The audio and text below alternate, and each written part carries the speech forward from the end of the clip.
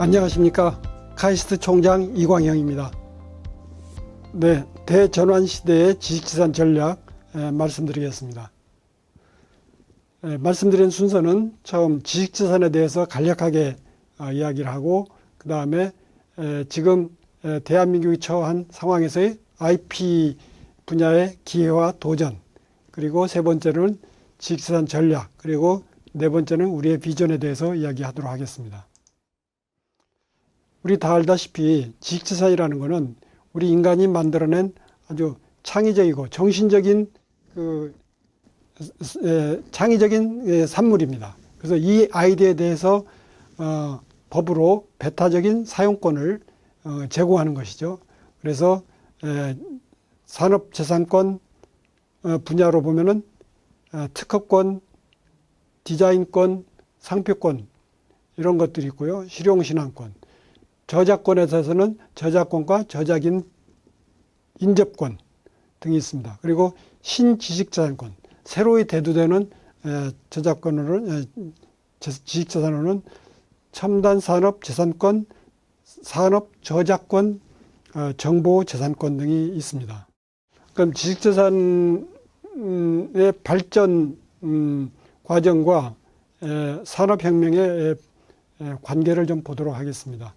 영국에서 1차 산업혁명이 일어났는데, 영국이 유럽의 한쪽 구석에 있는 나라가 어떻게 산업혁명이 먼저 일어났는가, 여러 가지 설명이 가능합니다. 그 중에 하나 설명 가능한 것이 미국이 1600년대에 특허제도를 유럽에서 최초로 도입했다는 겁니다. 특허제도를 도입하니까, 그러니까 배타적인 독점권을 부여하니까 유럽에 있는 아이디어가 좋은 사람, 기술자들이 영국에 가서 비즈니스를 하는 게 유리한 거예요. 그러니까 영국으로 사람들이 몰려간 거죠. 그 다음 2차 산업혁명이 일어났습니다. 2차 산업혁명은 전기혁명이에요. 전기혁명은 여러분들 다 아시다시피 에디슨이 특허를 1000개를 냈다고 그러잖아요. 그게 다 미국이 이 특허를 보호를 잘 해줘서 그런 거예요. 그래서 미국은 헌법으로 특허를 제도를 도입을 해가지고 세계 두 번째로 아주 특허 제도를 아주 강력하게 도입한 나라입니다. 그렇기 때문에 미국에서 이 전기 에너지를 이용한 그 산업이 일어났어요. 그게 이제 2차 산업혁명이라고 할 수 있죠. 그리고 3차 산업혁명은 이 IT 혁명인데, 1980년대에 일본이 굉장히 성장 속도가 빠르고 미국을 추월할 것 같았어요. 그때 미국이 위기를 느껴가지고, 자, 그럼 어떻게 일본을 따돌리고 다시 1등 국가로 나가느냐. 그 연구를 누구한테 책임자를 부탁했냐면은 그 당시 휭레패커드 회장인 존 영한테 부탁을 했어요. 어떻게 하면은 미국 산업을 다시 발전시키느냐. 그 위원회가 제출한 리포트가 영 리포트라고 부릅니다. 그 영 리포트의 핵심이 뭐냐면 신기술, 특허를 강력하게 보호해야 된다. 이런 거였어요. 그래서 레이건 대통령이 그 당시에 이 리포트에 있는 내용을 강력하게 지지하고 실행을 했어요. 그렇게 함으로 해서 후발국인 일본이 따라오는 거 추격을 특허라는 무기로 못 올라오게 하고서 이게 IT 혁명이 다시 꽃피운 거죠. 미국에서. 그래서 3차 산업혁명이 그렇게 된 겁니다. 그럼 이제 4차 산업혁명 시대가 왔습니다. 지금 4차 산업혁명 시대에는 이거는 디지털화 하는 거예요. 디지털화. 초지능, 초연결, 초융합으로 가는 겁니다. 이거는 앞에 있는 산업혁명하고 또 다르게 이건 완전히 이제 거의 눈에 보이지 않는 현상인 거예요. 디지털, 데이터, 네트워크, AI입니다. 이것이 되기 때문에 여기에서 일어나는 그 활동은 무형의 자산인 거예요. 눈에 보이지 않는 변화입니다. 혁명입니다. 이게 무형의 자산. 무형의 자산이라는 건 당연히 지식자산이죠. 그래서 이와 같이 이 산업혁명 때마다 이 지식자산이 굉장히 중요한 역할을 하고 있다. 이런 것을 우리가 알 수 있습니다. 우리 이미 알다시피 기업의 자산의 90%가 무형자산이에요. 무형자산. 무형자산이라는 건 지식자산 자산인 거예요. 이게 역사적으로 보면은 1975년에는 무형자산이 이렇게 적다가 조금 있다가 지금은 20년에서는 90%가, 이거 엄청난 거예요. 90%가 무형자산이에요. 90%. 여기 무형자산이라는 거는, 그 특허, 지식자산 뭐 등등 있고, 이게 상표, 예, 그렇잖아요. 디자인. 예, 예를 들어서 우리가 애플 세계 최대 그 주가 총액이지 않습니까? 그 구글, 예, 최대 기업 아니에요? 이 회사에 그러면 유형자산이 뭐가 있겠어요? 부동산하고 땅, 이런 거밖에 없잖아요. 그건 10%도 안 되는 거죠. 예. 이와 같이 예, 무형자산이 커졌기 때문에 지식산 관리가 그렇게 중요해진 거죠. 특히 이제 디지털 경제로 이제 전환되면서 예, AI, 데이터 등의 이런 그 관리, 그래서 예, 여기에 맞는 지식산 전략이 필요하다. 그리고 예, 기술 패권 시대에 더욱더 미국과 중국의 갈등이 이게 기술 패권 아닙니까? 기술 패권은 예, 무엇보다도 지식자산이 밑바탕에 깔려 있는 거죠. 그래서 글로벌 핵심 산업은 결국은 자기 산업을 보호하려면은 지식자산 제도를 확립해서 지식자산으로서 특허 제도로서 지식자산 제도로서 자기 산업을 보호하는 거죠. 과거에는 총칼로 보호했지만 이제는 지식자산 제도로 보호하는 겁니다. 자, 그러면 이제 우리 대한민국에서는 지금 현재가 어떻게 되고 있는가? 대한민국의 기회 요인, 지금 우리한테 잘하고 있는 요인을 좀 살펴보면요. 우리가 잘하고 있는 건 보면은 IP 분석 활용에 상당히 그러니까 노하우가 쌓였습니다. 우리도. 그리고 또 IP 글로벌 강국이 됐어요. 수치상으로. 특허 출원이 세계에서 4위입니다.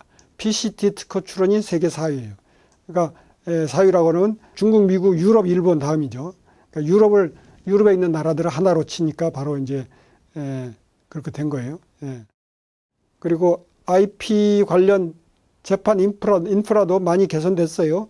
법원의 관할 집중으로 전문성을 향상시켜서 그래서 1심을 5개 지방법원으로 모았고 2심은 이제 특허법원으로 모았고 특허법원 내에 국제부도 신설했고요.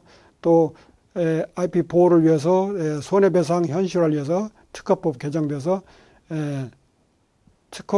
기존에는 특허권자의 생산 능력 한도만 배상액으로 인정했는데 이제는 특허인의 생산 한도 플러스 미실시로 인한 손해, 실시료 이런 것들도 우리가 포함시키는 길이 열렸죠. 그리고 징벌 배상 제도도 도입이 돼서 특허, 영업 비밀, 상표, 디자인 이런 것들에 대한 그 징벌 배상이 생겼죠. 그리고 특별 사법 경찰 산업재산에 대해서 그래서 이제 수사도 할 수 있는 특허, 영업 비밀, 디자인에 대한 수사도 할 수 있는 길이 열렸습니다. 그리고 IP에 대한 인식 전환으로 IP 가지고 수익 활동하는 그래서 자산으로 인식해서 수익 자산으로 만드는 그것도 가능했고 IP 금융, IP에 대해서 투자하는 거 또 IP에 대해서 담보로 투자를 받고 뭐 돈을 빌리는 거 이런 것들도 시장도 조금씩 형성되고 있습니다. 이와 같이 이제 좋은 면이 있는데 그런데도 불구하고 우리가 좀 개선해야 될 게 뭐냐면 우리 지난번에 LG화학과 SK가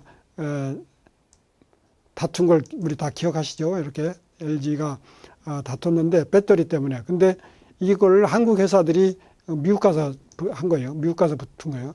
그 왜 한국이 아니고 미국 가서 붙었냐? 재판하는 능력을 인정하지 못하는 거죠. 그래서 한국 법원은 참 수치스러운 일입니다. 그리고 또 우리나라의 특허가 누가 시비 걸면은 무효가 절반입니다. 예. 이거는 미국, 유럽, 일본의 2배나 3배 수준인데요. 여기 보시면은 우리나라의 무효가 이게 2019년에 55%예요. 일본은 16%입니다. 그러니까 이 이야기는 뭐냐면 내가 특허청에서 특허증을 받아요. 그럼 자랑스럽게 벽에다 붙여놔요. 액자 넣어가지고 자랑스럽게 붙여놓습니다. 그러니까 붙여놔도 이것을 누가 시비를 걸면은 무효가 된다는 겁니다. 절반이. 이게 그러니까 이 특허 믿고서 사업을 했다가는 누가 무효시키면 내가 낭패를 보는 그런 일이 생기는 거죠.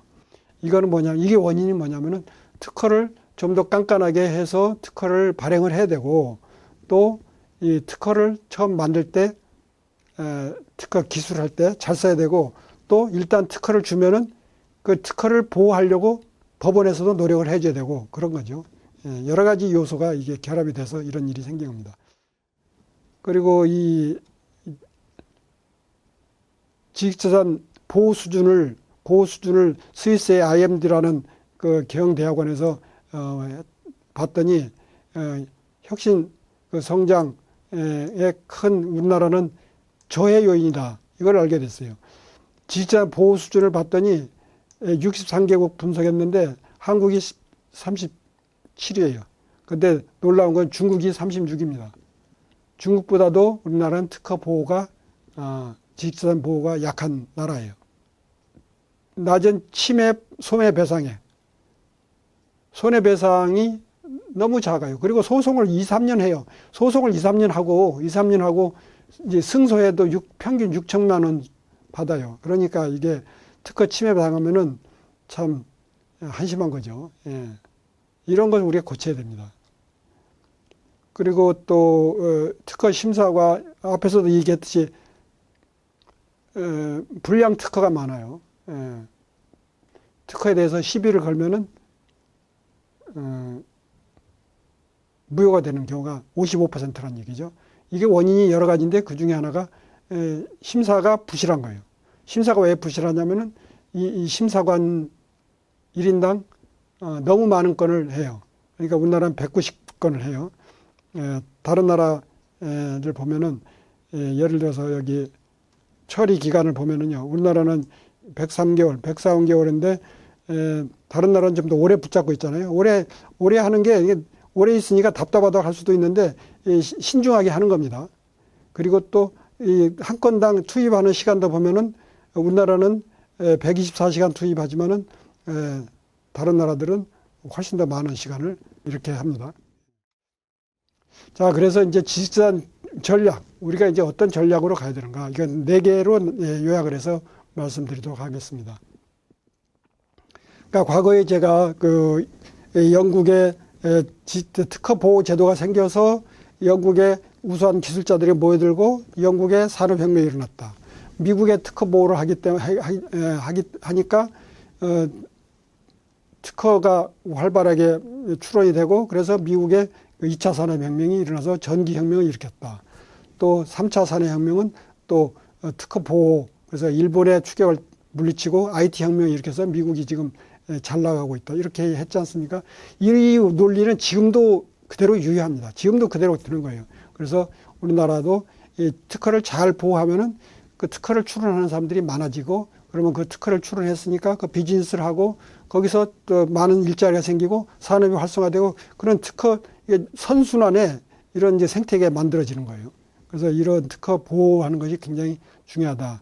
그리고 특허를 지식재산에 관한 국가에서 이렇게 중요한, 그러니까 글로벌 기업의 90%가 무형자산인데 무형자산을 관리하는 우리나라 행정부서가 너무 좀 약해요. 분산되어 있어요. 그래서 청와대 IP 비서관을 두고 또 지식재산처 등으로 종합적으로 관리하는 게 좋겠다. 이런 의견을 말씀드리고요.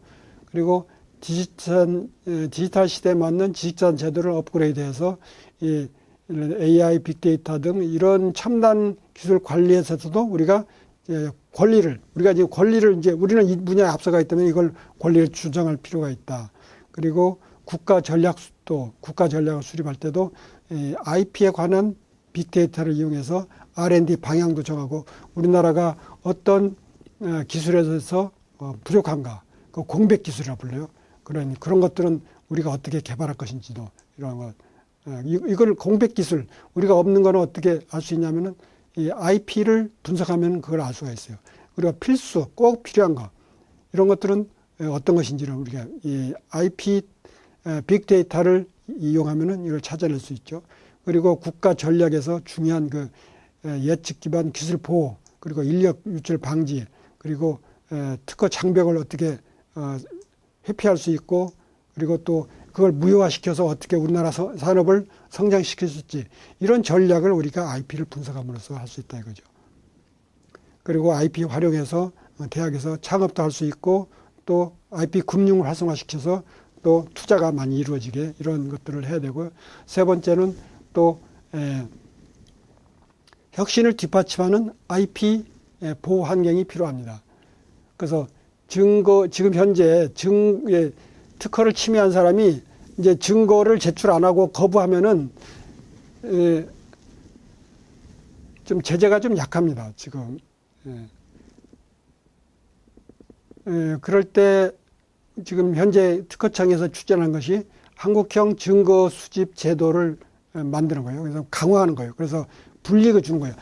증거를 제출하지 않으면은 특허 침해한 사람이 그거에 침해 내용에 대한 데이터를 제시하지 않으면 내라고 했는데 내지 않으면 불이익을 주는 거예요.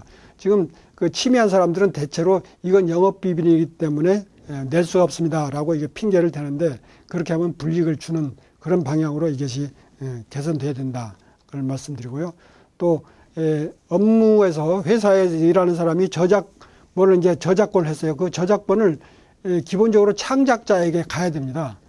창작자에게 가서 그 다음에 뭐 회사에 넘기든지 그래야 되는데 지금은 그것이 그 권리가 회사에 가게 돼 있다. 이것도 개선해야 되고 그리고 특허가 혹시 이제 무효가 되지 않습니까? 그러면은 무효되는 시점이 무효 판정을 받은 그날부터 무효가 돼야지 이게 사회적으로 비용이 적은데 지금은 어떻게 되냐면 등록한 시점부터 무효로 쳐요. 그러니까 3년 전에 등록돼 가지고 계속 그걸 이용해서 영업 활동했던 사람은 거기서 나타난 그 문제점을 다 자기가 책임져야 돼요. 그렇기 때문에 이것도 고쳐야 된다 이런 말씀드리고요. 실용신안 보호, 그래서 작은 발명, 조그만 발명이 있어요. 이런 것도 우리가 계속 보호해 나가면은 좋은 거죠. 많이 보호해 주니까. 그리고 전문 법관제도, 법원에는 법관들이 이렇게 순환 근무를 합니다. 순환 근무를 하다 보니까 이와 같이 특허에 관한 것들이라든지 이런 거는 전문성이 필요한데 너무 짧게 근무하면 전문성이 부족해요. 그래서 좀 장기 근무를 하는 게 좋겠다. 우리나라의 가정법원에는 그 가정법원 전문 판사 제도가 있습니다. 전문 법관 제도. 거긴 7년씩 근무해요. 그래서 이 지식재산에도 전문 판사 제도를 둬서 장기 근무를 할 수 있게 하는 게 좋겠다. 이런 겁니다. 자, 그래 비전. 이런 식으로 우리가 이제 지식재산에 관한 그 인프라를 이제 확충해 나가면은 우리나라가 앞으로 글로벌 적어도 아시아에서 글로벌하게 IP 중심 국가, 허브 국가가 될 수 있다. 이런 꿈을 가질 수가 있습니다. 이거는 왜 어떻게 해서 되냐면은 전 세계에 있는 사람들이 특허를 출원할 때 어디다 출원하느냐? 전 세계 모든 나라에 출원할 수는 없거든요. 그러면은 동양으로 와서는 한국하고 일본하고 중국을 꼽을 수 있는데 그러면 한국에 먼저 출원하게 만들어줘야 돼요. 그러면 한국에서 특허를 잘 보호해 줘야 돼요. 그리고 한국에다 특허를 출원하면은 한국에서 그러면 그 특허가 보호받기 때문에 거기서 사업을 할 수가 있어요. 사업을 할 가능성이 많아요. 그리고 또 그 특허를 여기다 출원했으니까 여기서 이제 기술 거래를 할 수가 있어요. 특허 거래. 여기서 일하다 보니까 분쟁이 생기죠. 그러면 여기서 분쟁 해결해요. 그러다 보면은 이와 관련된 것들이 이제 일자리가 많이 늘어납니다. 그것이 바로 이제 우리가 IP를 잘 보호해주면은 나타나는 부대 효과인 거죠. 고급 일자리가 많이 된다. 그래서 이런 활동을 저희들이 19대 국회 때 했고, 20대 했고, 지금 21대도 지금 하고 있습니다. 그래서 아시아에서는 IP 허브 국가 돼서 아시아의 특허청, 유럽에는 유럽 특허청이 지금 만들어지고 있는데 아시아에서도 이 단일 특허청을 만들자. 그렇다면 한국에 만들자. 아시아의 특허 법원도 우리가 단일 특허 법원으로 만들어서 유럽처럼 하자. 그리고 지식재산에 관한 분쟁이 생기면은 그 재판에만 의존하지 말고 미리 좀 조정 중재하는 것도 굉장히 큽니다. 미국에서는 90% 이상이 조정으로 끝나요. 이렇게 조정 중재소 그리고 또 IP를 거래하는 곳, IP 시장이죠. 이런 것도 우리가 아시아에서 한국에서 만들어서 많은 사람들이 한국에 와가지고 하게 하자. 그런데 우리하고 이런 그 IP 허브 국가의 경쟁이라 할 수 있는 일본과 중국에 비교하면은 일본에 대해서 우리가 훨씬 더 개방적이잖아요. 중국에 비해서 훨씬 더 개방적이잖아요. 우리가 개방적이고 또 특허를 잘 보호해주면 우리가 이런 면에서 유리한 위치에 있을 수 있다. 이렇게 생각할 수 있습니다. 여러분 감사합니다.